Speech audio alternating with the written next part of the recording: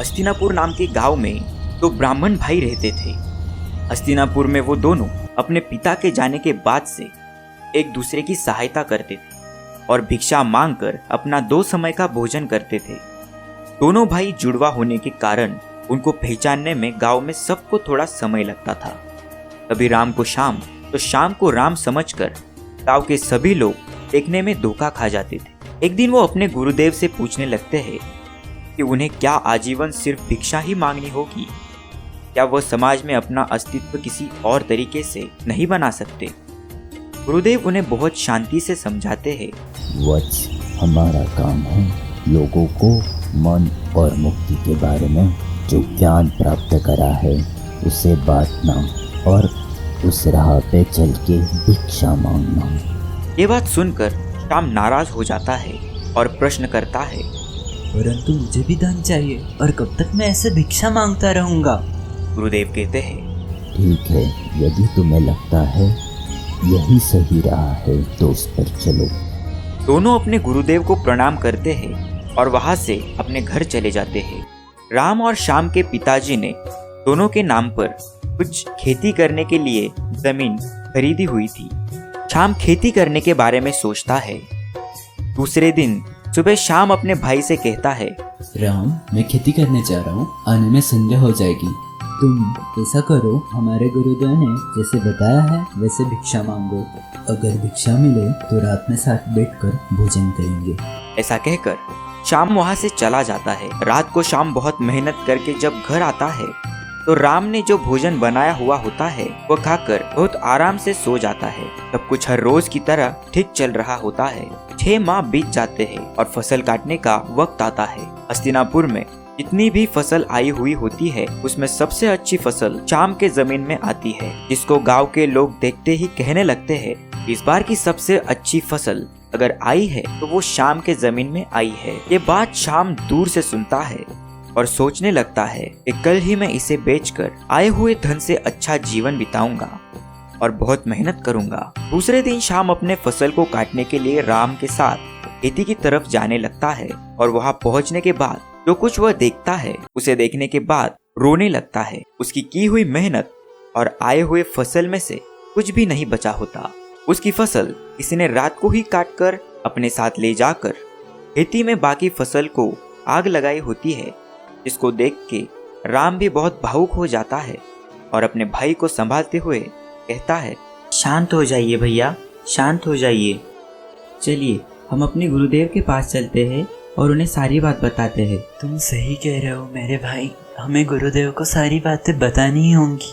वो दोनों अपने गुरुदेव के पास पहुंचते हैं और उन्हें सब कुछ बताते हैं। गुरुदेव उनकी सारी बात सुनकर उनसे कहते हैं, देखो वत्स, ये तो होता ही है, मनुष्य अपने सांसारिक गतिविधियों को चलाने हेतु यह हरकत करता ही रहता है। मन को अशांत करके तुम अपने आप को जो यातना दे रहे हो, यही सब मनुष्य को मोह के कारण मिलने वाली यातनाएं होती है। लेकिन तुम्हें तुम्हारा धर्म, जो कि मेहनत करके ईमानदारी से धन प्राप्ति के बारे में सोचा, उसकी वजह से मैं प्रसन्न हूँ और तुम्हें एक मार्ग बताता हूँ जिसकी वजह से तुम बहुत अच्छी फसल उगाकर बहुत सारा धन प्राप्त करके संतुष्टि से अपना जीवन बिता सकते हो। ये बात सुनते ही राम कहता है, गुरुदेव, मैं भैया को ऐसी हालत में नहीं देख सकता।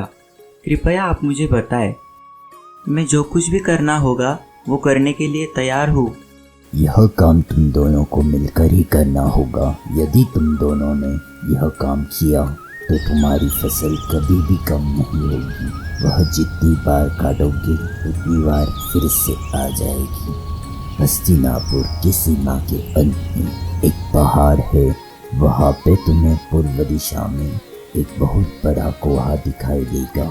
उस कुएं के पास में एक छोटी सी गुफा है जिसमें मायावी पानी बहता रहता है और वह पानी कभी कम नहीं होता, जिसके कारण वह पूरा पहाड़ भी हरा भरा रहता है। तुम यदि वहाँ से वो पानी लेकर आते हो तो तुम्हें अपनी फसल के काटने की या अन्य कोई चिंता करने की जरूरत नहीं होगी।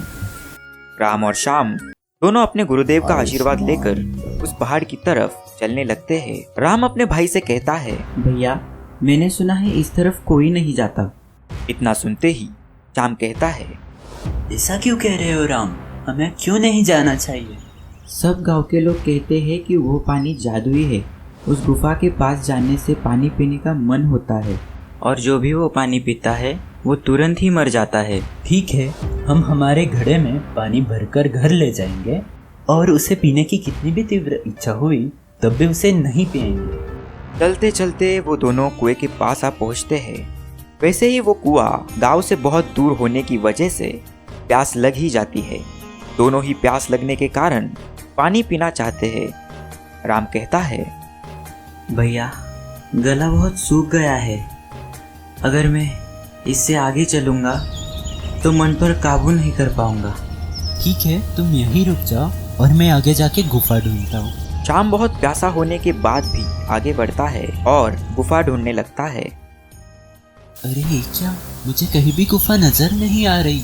श्याम जैसे जैसे आगे बढ़ता है उसकी प्यास और तेजी से बढ़ने लगती है।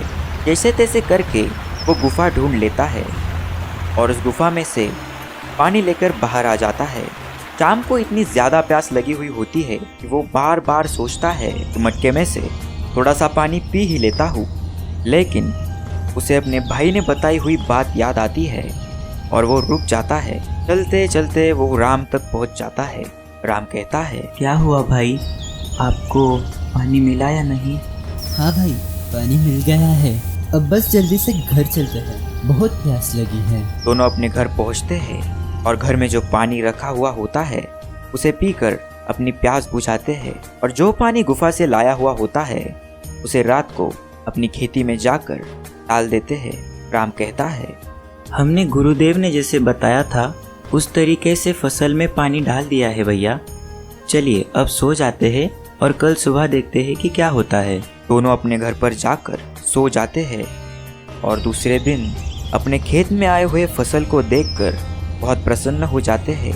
आई हुई फसल को काटकर श्याम मिला हुआ धन लेकर राम के साथ गुरुदेव के पास जाकर सब कुछ बताता है और उनका आशीर्वाद लेकर दोनों अपने घर आ जाते हैं और बहुत खुशहाली से अपना जीवन बिताते हैं।